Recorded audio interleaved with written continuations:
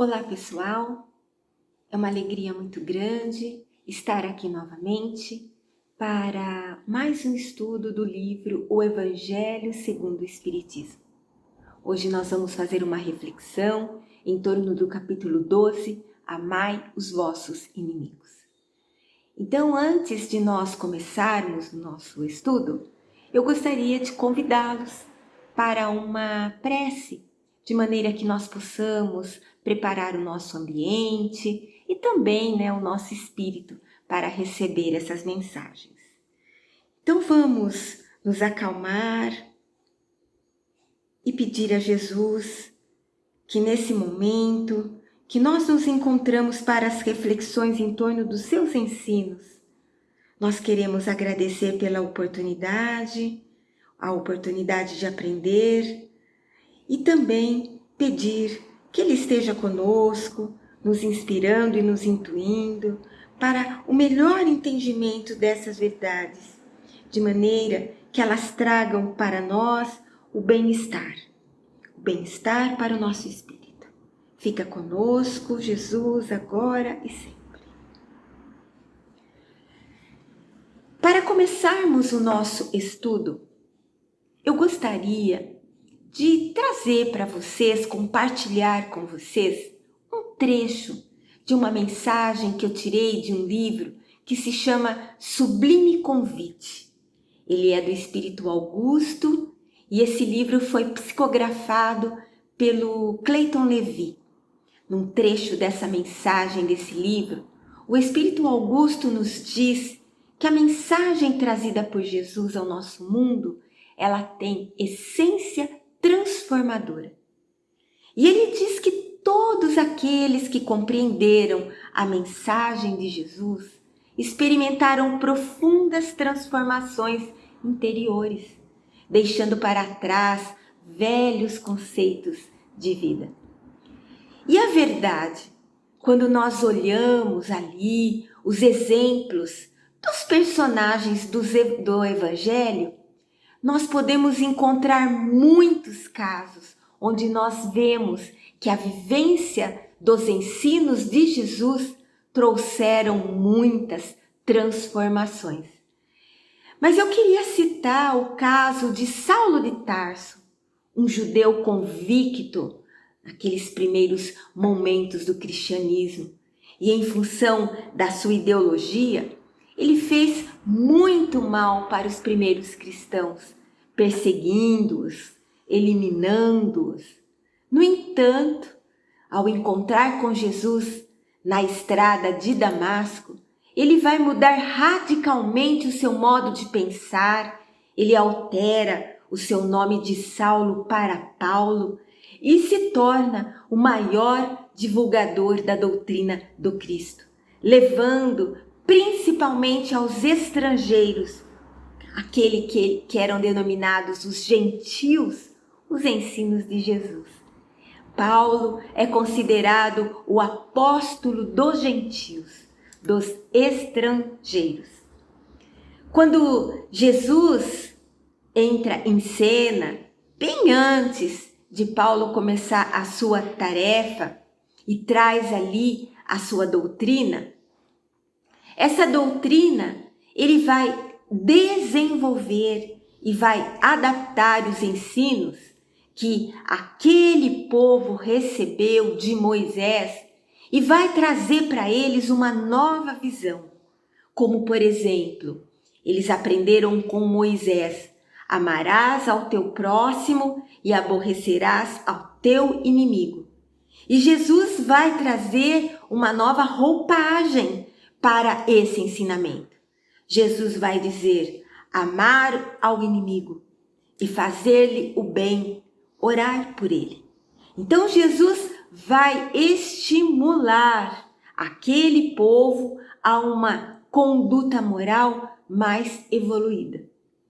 Por isso que no Evangelho de Mateus, lá no capítulo 5, nos versículos 38 a 42, nós vemos Jesus ensinando: vós tendes ouvido o que se disse, olho por olho e dente por dente. Eu, porém, digo-vos que não resistais ao mal. Mas, se alguém te ferir na tua face direita, oferece-lhe também a outra. E ao que quer demandar-te em juízo e tirar-te a túnica, larga-lhe também a capa. E se alguém te obrigar a ir carregado 1000 passos, vai com ele ainda outros 2000. Dá a quem te pede e não volte as costas ao que deseja que lhe emprestes. Né? É assim que está registrado lá no Evangelho de Mateus. Ao ouvir esta afirmação do Cristo, isso pode nos causar um certo mal-estar, né? Um certo constrangimento com essas palavras. Então, em primeiro lugar, nós precisamos contextualizar. Nós precisamos perguntar assim: será que Jesus, com essas palavras, ele estava nos incentivando a covardia, a conivência com o mal? E aí a nossa resposta é não, né? Porque Jesus foi um espírito puro que viveu aqui entre nós, que sempre falou do amor. Então, naqueles ensinamentos que ele deixou para nós, é importante que nós encontremos uma lógica, que nós encontremos bom senso, coerência. Ele não iria estar nos propondo uma atitude que se aproximasse da covardia e nem da fraqueza. É pouco provável que isso acontecesse. Então nós precisamos entender melhor essas palavras. E em primeiro lugar, entender que quando Jesus fala da outra face, ele está falando de um momento de conflito extremo. Não é um momento, uma situação na nossa vida onde nós temos ali apenas uma divergência de opiniões. Não é apenas um momento de antagonismo de ideias. Não. É um momento de conflito extremo, onde determinados recursos não funcionam. Por exemplo, é um momento onde não vai adiantar conversar com uma pessoa para levá-la à lógica e ao entendimento, onde as palavras ali não vão chegar a um entendimento comum. Aí só nos resta agir ou ter uma atitude superior. Só com uma atitude superior é que nós vamos poder resolver aquela situação. Porque quando a pessoa ela chega ao ponto de agredir a outra fisicamente, ela está tomada de ira, de cólera. Ela se aproxima, a sua atitude ali se aproxima da animalidade. Então veja, é a mesma coisa quando nós estamos diante de um animal enfurecido. Não adianta conversar, não vai resolver. O mesmo acontece com alguém que está tomado pela cólera, pela ira. Não adianta falar. É preciso uma ação, uma atitude superior àquele estado de animalidade. Aí, o primeiro passo é recobrar a calma. Primeiro em nós. Não deixar que a gente se renda à cólera, ao ódio ou à raiva. Este é o grande desafio. Porque nesse momento, o nosso primeiro impulso é revidar, é agredir, é devolver na mesma moeda. Então é preciso ali o autocontrole, a calma. Não uma calma passiva, mas atenta para que aquela raiva, aquele ódio não nos domine. E aí a gente não agrave ainda mais aquela situação de conflito. Então é isso que Jesus está dizendo quando ele fala do oferecer a outra face. Que nós tenhamos uma atitude consciente uma atitude de alguém que está em posse de si mesmo, para não termos uma atitude no mesmo nível do agressor. E como que a gente faz para conseguir isso? Bom, primeiro, nós vamos precisar usar a calma, que vai mostrar ali naquela situação a crueldade da ação do outro. Nós vemos isso em alguns momentos, quando alguém age de forma intempestiva e diante da calma do outro, ele para, ele pensa e fala, né? Nossa, passei dos limites. Então, a mesma coisa, a gente precisa, diante daquela atitude alterada, ter ali a calma. Uma segunda opção é nós nos afastarmos daquela situação, dizendo para o outro: olha, eu vou me afastar, porque a situação vai levar para uma situação muito ruim, não vai dar um bom resultado. Então a pessoa vai e se afasta. E a terceira opção é nós buscarmos ajuda com pessoas que possam intervir para que algo não aconteça. Então, são todos tipos de posturas que nós podemos adotar, mas, sem dúvida nenhuma, o primeiro passo é recobrar o controle de si mesmo, de nós mesmos. Então, veja, tudo envolve uma postura, envolve ações e não palavras, que nesta situação, nesses momentos, não funciona. Então é isso que Allan Kardec vai trazer para nós nesse capítulo 12 do Evangelho segundo o Espiritismo.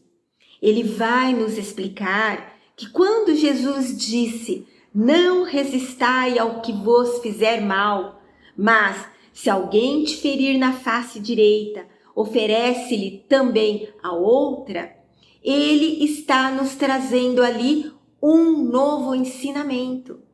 Um ensinamento bem diferente daquele que aquele povo estava acostumado a praticar. Tanto que Allan Kardec comenta sobre isso. Ele diz que para o orgulhoso, essa máxima parece uma covardia, porque ele não compreende que há mais coragem em suportar um insulto que em se vingar.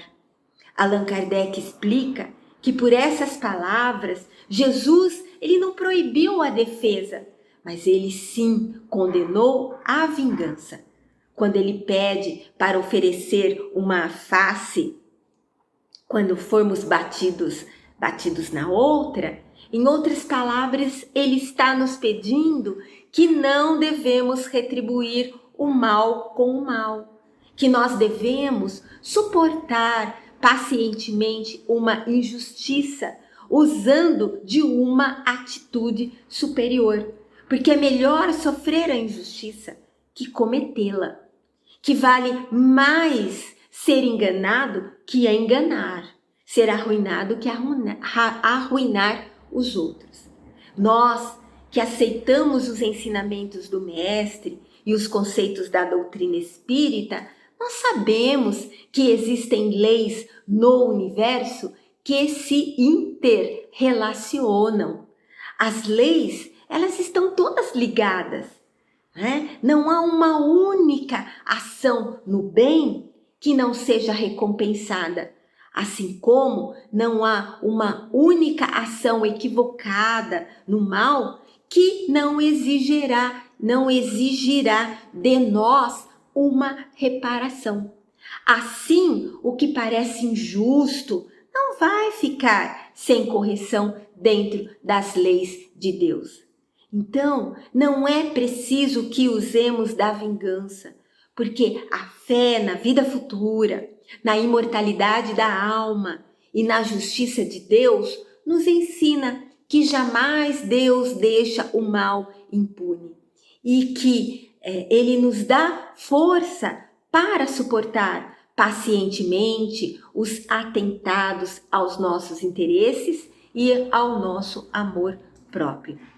Talvez, antes de ouvirmos essas orientações, nós pensássemos que precisássemos revidar uma ofensa, mas nós podemos relembrar uma colocação feita com muita propriedade por Martin Luther King Jr. Ele foi Prêmio Nobel da Paz no ano de 1964.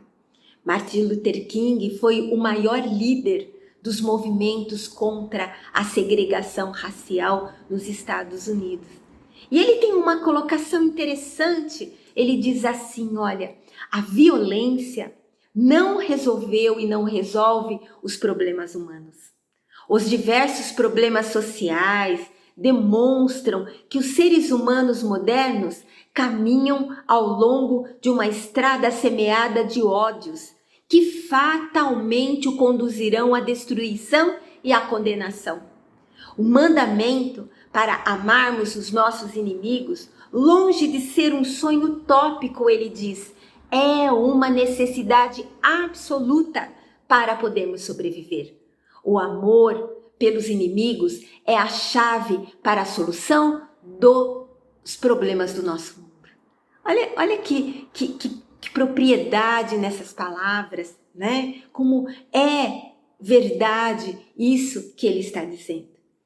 E Allan Kardec, nesse capítulo, ele também coloca ali uma mensagem muito linda do espírito Jules Olivier, uma mensagem recebida no ano de 1862 na cidade de Paris. Eu destaquei aqui alguns ensinamentos desse espírito para comentar com vocês hoje. Esse espírito diz assim, olha, que a vingança, ela é um dos últimos resíduos dos costumes bárbaros que tendem a desaparecer entre os seres humanos. Ele diz que a vingança é um dos vestígios daqueles costumes selvagens em que se debatia a humanidade no começo da era cristã e que ela é um indicativo do atraso dos seres humanos. Esse espírito, ele comenta que uma pessoa vingativa, ela pode agir de duas maneiras. Na primeira, quando ela é mais forte, ela se atira como uma fera sobre o inimigo, cheio de raiva, cheio de ódio. E outras vezes, ele diz, ela assume uma atitude hipócrita, dissimulada de maus sentimentos. Ela persegue o inimigo sem que este desconfie e aguarda um momento propício para se vingar. Aí ela usa de calúnia, de insinuações maldosas, para que o perseguido fique desmoralizado entre os amigos, entre os seus conhecidos. Esse espírito, Jules, ele diz que o covarde que se vinga dessa forma, ele é 100 vezes mais criminoso que aquele que vai direto ao inimigo e o insulta face a face. Então, olha só, já fazem mais de 2020 anos que Jesus esteve aqui no nosso mundo. E durante todo esse tempo, nós vemos que o ser humano ele evoluiu muito intelectualmente. Mas agora nós precisamos evoluir moralmente. E isso começa com o controle dos nossos impulsos negativos.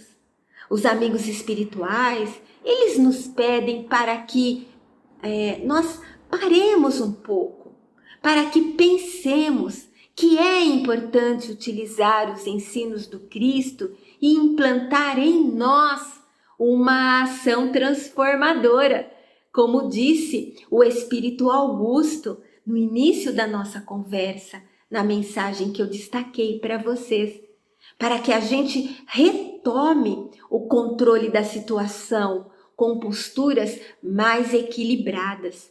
Por isso que os amigos espirituais pedem tanto para que a gente perdoe as ofensas. Porque o perdão, ele não significa uma ignorância do que foi feito para nós.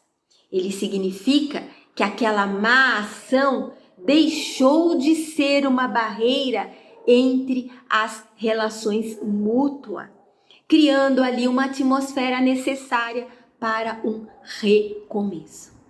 Além do mais, o Espiritismo ele tem por divisa o lema: fora da caridade não há salvação. E o perdão, dizem os amigos espirituais, é uma forma de caridade. Só há um sentimento capaz de anular a vingança. E esse sentimento é o perdão. Sabe, o Espírito Emmanuel, na psicografia de Francisco Cândido Xavier, ele tem um livro muito lindo que se chama Paulo e Estevão.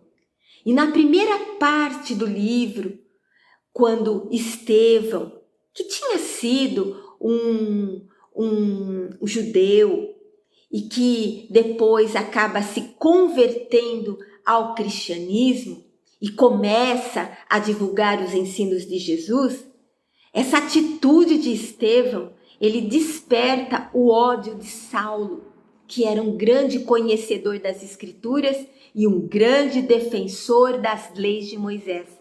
Saulo, ele se transforma num grande adversário de Estevão e conspira a sua morte, junto com os demais doutores da lei.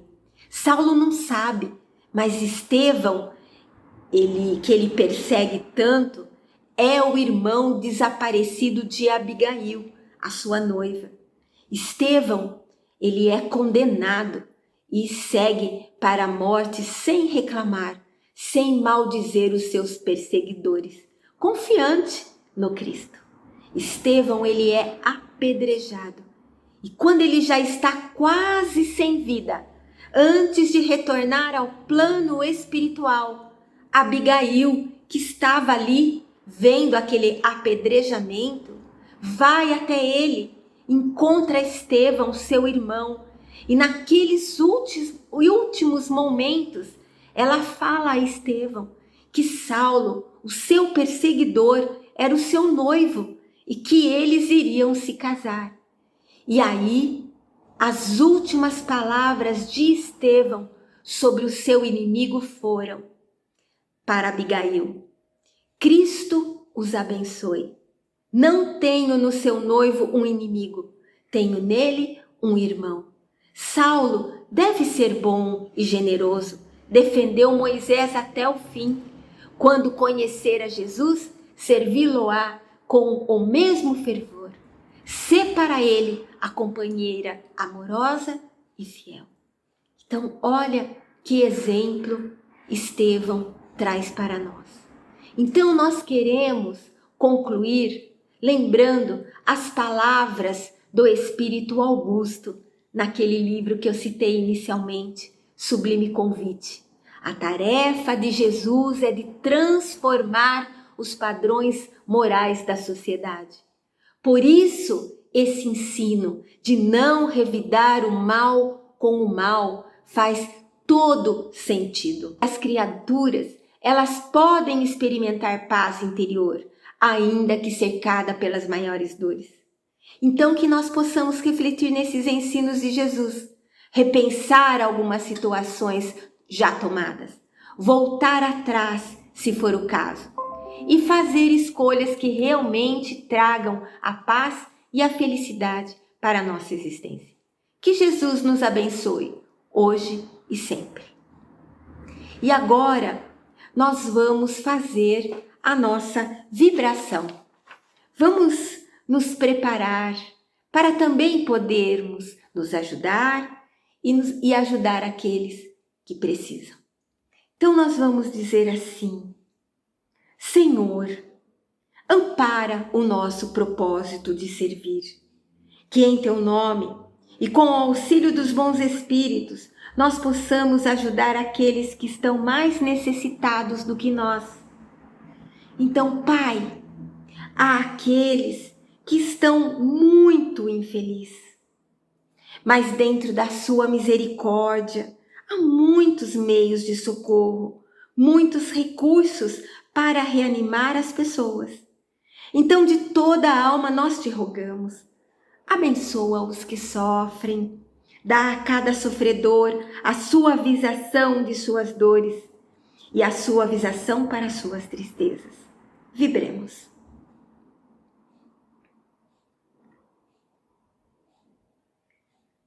Nos hospitais, nos lares, os enfermos esperam o conforto e querem sarar.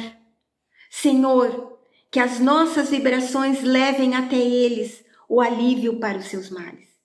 E se for permitido, por tuas leis, sábias e santas, que eles recuperem a saúde. Vibremos.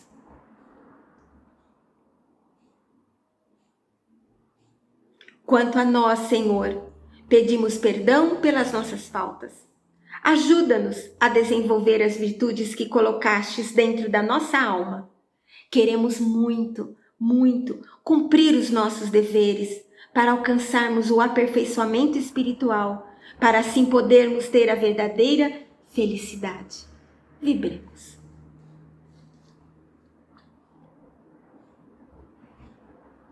Graças, Senhor, por todas as bênçãos que sempre nos dás, por esses momentos de vibrações em que podemos nos doar e viver em clima espiritual tão belo, tão reconfortante.